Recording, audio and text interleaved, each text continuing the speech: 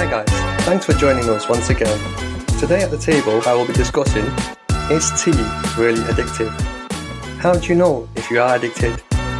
Are there any side effects? If so, what are they? So join me and the NSN crew as we spill the tea on tea. Hi guys, and welcome back to the NSN podcast. In today's episode, we will be answering the question, is tea really addictive? So what made you want to do this episode? Well, I'm a big tea drinker. Don't know about you. Are you guys tea drinkers at all? Yeah, I drink tea, but I have my routine. So morning, lunch, and after evening dinner. Oh snap, me too. Well, I come from a family of tea drinkers. We drink tea religiously, literally minimum of 3 times a day. Mornings, afternoons, and evenings. How about you, Sol? Are you big on tea? I used to drink a lot before, but now I just drink tea in the morning, specifically green tea. Well, like I said, I am a big tea drinker. I always need my fix. Sometimes I fast and I realise when I don't have my morning fix, I get slight headaches. And when I'm about to open my fast, as much as I crave food, I would be craving a brew just as much, if not more. And that's got me thinking, like, damn, am I addicted to tea?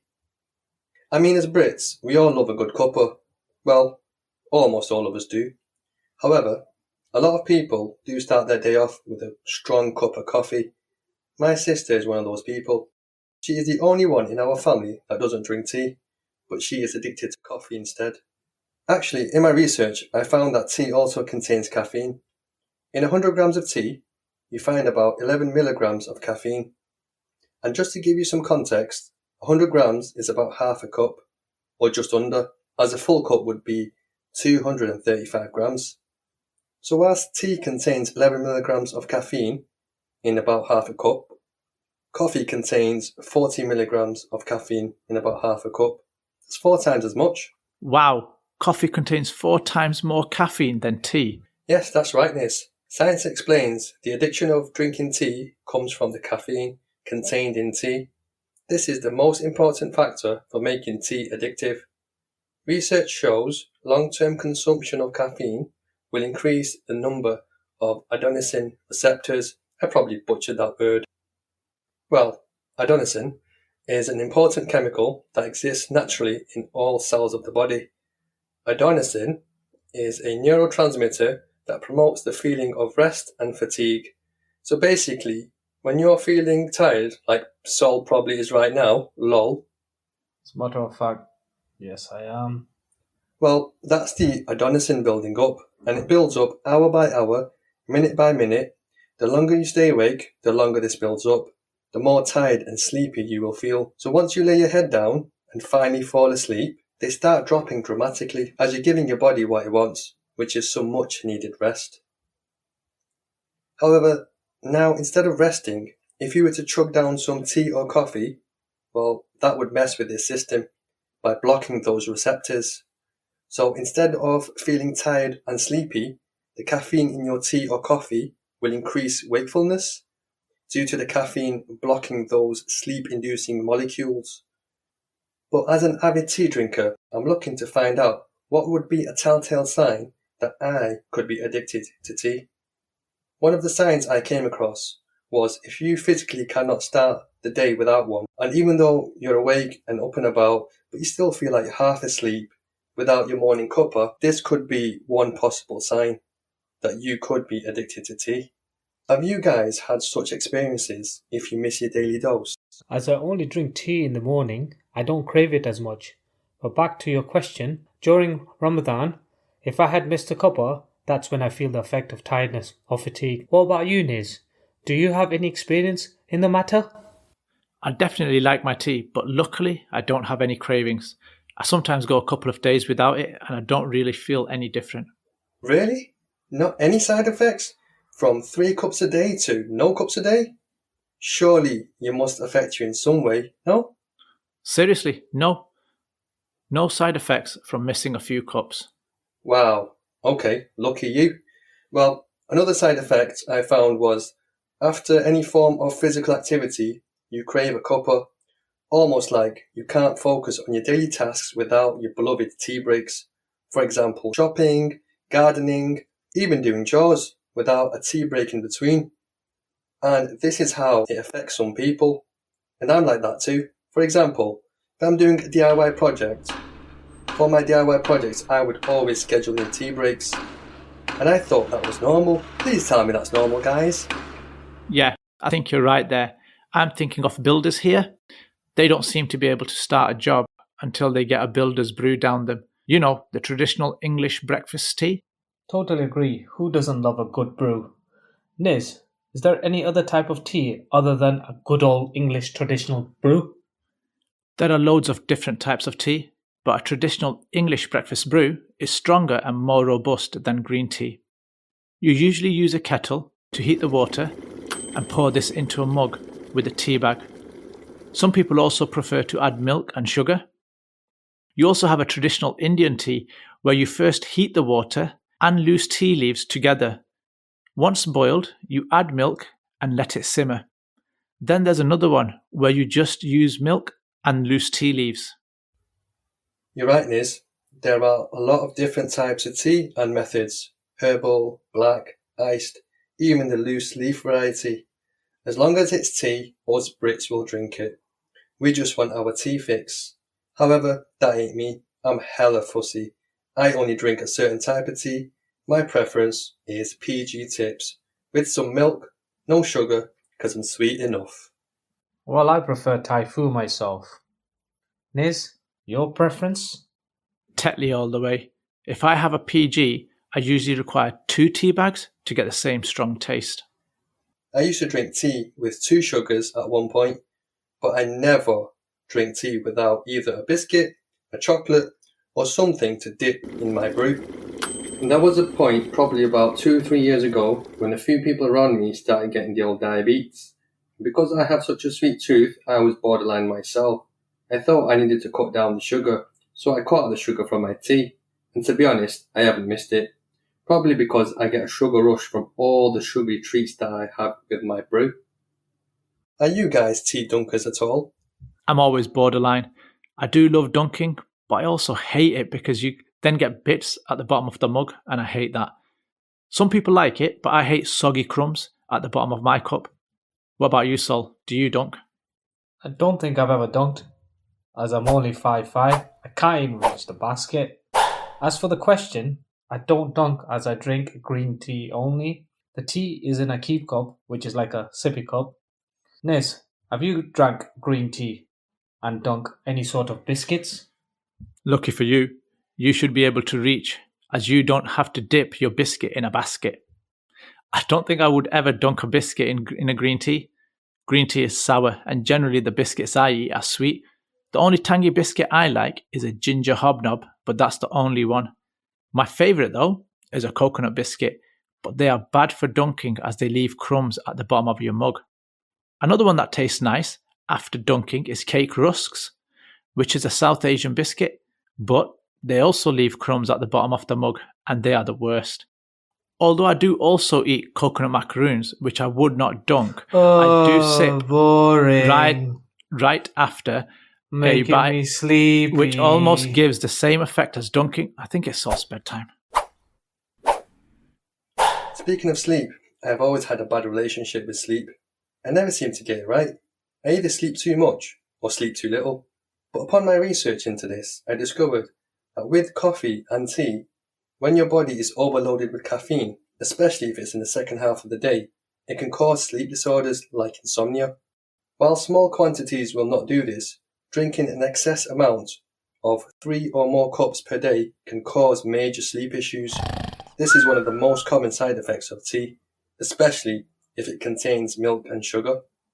Yeah, definitely agree about milk being a side effect, especially when a person is lactose intolerant.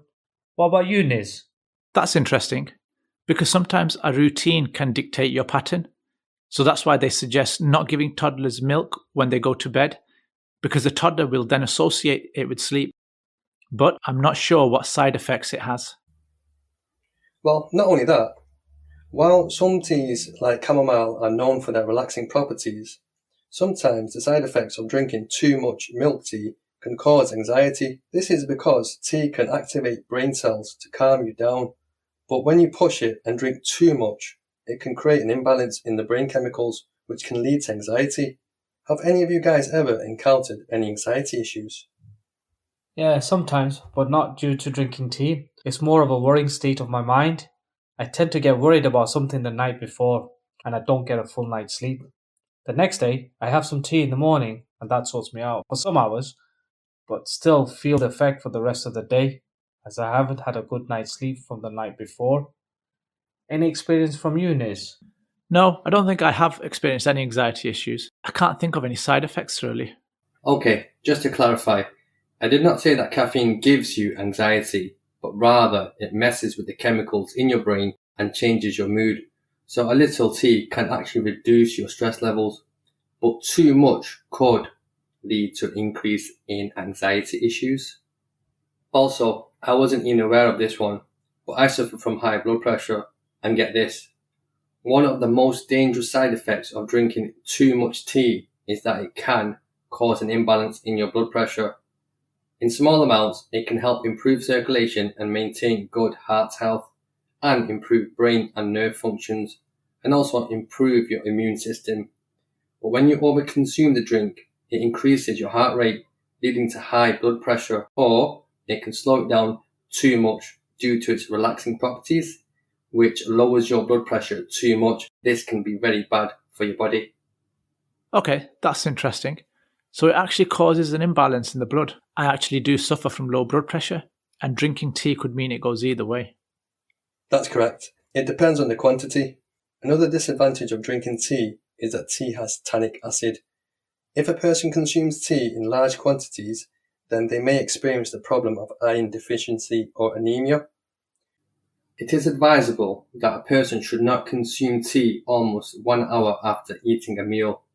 The reason for this is giving your body time to absorb the nutrients, especially iron, from the meal that you have just consumed, as tea could deplete this. But sadly, most of us, including myself, are in the bad practice of drinking a brew straight after a meal, and it's not a huge issue unless, of course, you are anemic. But still, it would be good practice to wait 1 hour before having your brew. You addicts. Lol. Do you guys have tea straight after a meal, or know anyone that does? So my 3 cups a day routine is 1 with my breakfast, 1 after lunch, and 1 before bed. What about you, Sol? As stated before, I tend to drink tea only in the morning. Only a handful of time I will drink another, such as an afternoon tea.